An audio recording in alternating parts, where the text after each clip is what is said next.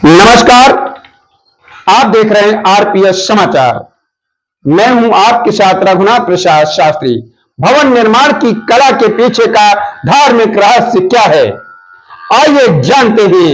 भारत में भवन निर्माण सिर्फ एक मकान का ढांचा नहीं होता है, बल्कि एक धार्मिक कृत्य होता है। चारों पुरुषार्थ, अर्थ, धर्म, काम और मोक्ष की सिद्धि के रहस्य को जब तक हम नहीं समझेंगे, तब तक हमारे घर का वास्तु ठीक नहीं कर सकते हैं। और जब तक हम अपने घर का वास्तु ठीक नहीं कर सकते हैं, तब तक किसी प्रकार का सुख सुविधा भी हमें प्राप्त नहीं हो सकता है। सबसे पहले हम धर्म की बात करते हैं।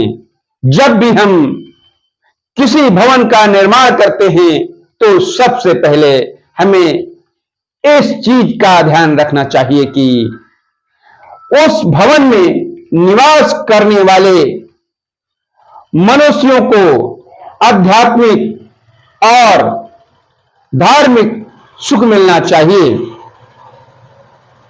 उस भवन में जिस मुखिया के ऊपर परिवार की जिम्मेदारी होती है, उसे किसी प्रकार का भौतिक कष्ट नहीं होना चाहिए।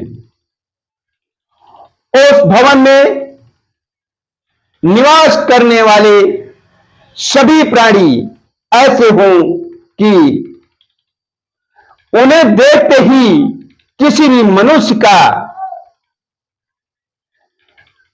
सिर श्रद्धा और विश्वास से उनके चरणों में झुक जाए। उस घर में आपस में उनके झगड़े नहीं होने चाहिए, कलह नहीं होनी चाहिए। कलह झगड़े होने से तरह तरह की दिक्कतें हो सकती हैं। हमारे जो प्राचीन ऋषि मुनियों के आश्रम थे, जैसे ही कोई हिंसक प्राणी उनके क्षेत्र में आता था, वह अपनी दुश्मनी भूल जाता था। हमने कई उदाहरणों में पढ़ा हुआ है कि शेर और बकरी, सांप, न्योला एक साथ हमारे ऋषि मुनियों के आश्रम में बैठ करके खेलते थे।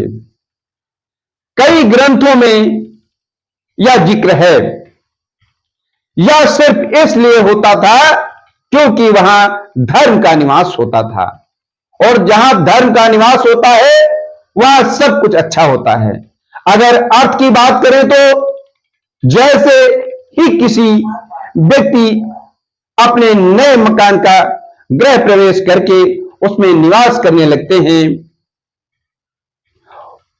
उनके धन की वृद्धि होनी चाहिए। वह व्यक्ति जहां भी काम करता है, जहां भी वह अपना व्यवसाय चला रहा है, वहां इस बात का पूरी तरह से उसे ध्यान रखना चाहिए। वहां पर निरंतर उठना बैठना ऊंचाई पर होना चाहिए। कहीं ऐसा ना हो कि उस व्यक्ति ने जैसे ही मकान बनाया और वह कर्ज में दबता चला जा रहा या दबता चला गया है। अगर कोई व्यक्ति नए मकान में प्रवेश करने के बाद अगर आर्थिक रूप से दिवालिया हो गया या हो जाए, तो यह मान लेना चाहिए कि इस भवन का वास्तु निश्चित रूप से खराब है। इसके विपरीत अगर उसकी आय के स्रोत और उसकी शाख बढ़ती है, उसकी प्रतिष्ठा बढ़ती है, तो यह जान लेना चाहिए यह मकान काफी अच्छा और शुभ है। उसके घर में रहने वाले प्राणियों का सुख और ऐश्वर्य बढ़ता है। तो चाहिए जाहिर सी बात यह है कि उस भवन की सार्थकता सिद्ध हो रही है, उस भवन में रहने से सुख समृद्धि प्राप्त हो रही है। अगर आप बात करें काम की, तो व्यक्ति को अपनी पत्नी का पूर्ण सुख मिलना चाहिए, समय पर उसके पुत्र हो और समय पर पुत्रों का विवाह हो जाए, घर में अच्छी और सुशील उसकी बहू आ जाए, पुत्र पौत्रों की वृद्धि हो, उसके सुख ऐश्वर्य सांसारिक सुखों में निरंतर वृद्धि हो, तो यह समझ लेना चाहिए कि यह घर विशेष अच्छा है, वास्तु अच्छा है। कहीं ऐसा ना हो कि उस व्यक्ति के भवन बनाते ही उसके घर में उसके बेटे और बहू के बीच लड़ाइयां शुरू हो जाएं, तलाक केस हो जाए, कोर्ट केस हो जाए, संपत्ति का विवाद हो जाए। अगर व्यक्ति भवन में प्रवेश करने के बाद इस प्रकार के पारिवारिक और मानसिक तनाव में अगर जकड़ जाता है या फिर वह परेशान हो जाता है, तो यह समझ लीजिए कि उस भवन का वास्तु वास्तव में खराब है। इसके विपरीत अगर उसकी पत्नी, उसकी संतत, उसके कुटुंबी अगर उसकी आज्ञा में चलते हैं और रहते हैं, उसका आदर करते हैं, तभी भवन की सार्थकता मानी जाती है। अब आखिर में हम बात करते हैं मोक्ष की। कोई भी व्यक्ति जब अपने भवन में रहे तो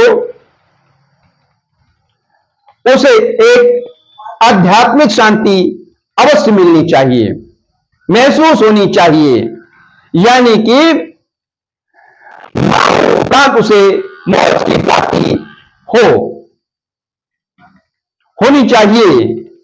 जो एक अच्छा गृहस्थी होता है, वह अपने व्यवहार के कारण,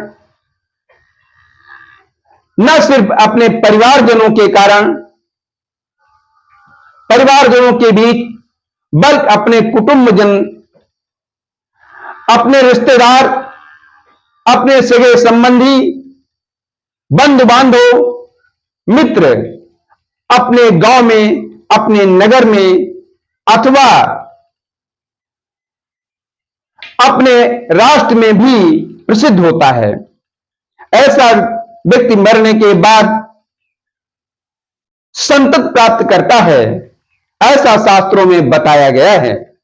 वास्तुशास्त्र इन चारों सिद्धियों को प्राप्त करने में मनुष्य की सहायता करता है। इसलिए भारत एक राष्ट्र है और इस राष्ट्र में जब भी हम भवन बनाते हैं तो उसे हम सिर्फ एक लकड़ी और पत्थरों का ढांचा नहीं कहते हैं, बल्कि हम उसे एक आध्यात्मिक निर्माण की तरह देखते हैं। जैसे कि आध्यात्मिक निर्माण होता है, उसी तरह अपने नवनिर्मित भवन को देखते हैं और उसमें रह करके सुख सुविधा की लालसा करते हैं। आप इसी तरह के आर्टिकल्स जानने के लिए मेरे साथ लगातार बने रहिए आरपीएस समाचार पर। यदि आपने अभी तक मेरे चैनल को सब्सक्राइब नहीं किया है तो चैनल को सब्सक्राइब करें, लाइक शेयर करना बिल्कुल ना भूलें, जिससे प्रत्येक जानकारी आपको सबसे पहले मिल सके। जैसे प्रत्येक दिन का राशिफल, प्रत्येक पर्व का आर्टिकल, नई और ताजी खबरें।